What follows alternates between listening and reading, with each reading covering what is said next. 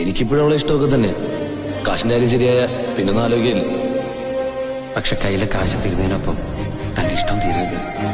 അങ്ങനെ എന്തെങ്കിലും വന്നാ അവളെ കഷ്ടപ്പെടുത്തരുത്. എന്നെന്ന് വിളിച്ചു പറഞ്ഞാൽ ഞാൻ വന്നെടുത്തോണ്ട് പോകണം. വഴക്കിട്ട് ചിരിച്ച് കളിച്ച് തന്റെ കൂടെ കുറെ നാൾ നടന്നപ്പോ തന്നോട് അല്പം ഇഷ്ടം തോന്നിപ്പോയി. അതുകൊണ്ട് തന്നെ തന്റെ മനസ്സിനോട് എനിക്ക് കാണാൻ കഴിഞ്ഞു.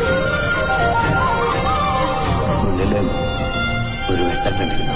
പക്ഷെ ഇപ്പൊ സ്പെയിനിലെ രാജകുമാരിക്ക് എന്തിനാ ചെറിയ ഒരു മാല?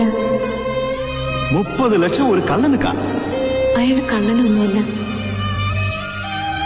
ഞാൻ കണ്ടിട്ടുള്ളതിൽ വെച്ച് ഏറ്റവും നല്ലവനാ, വലിയൊരു മനസ്സുള്ളവനാ.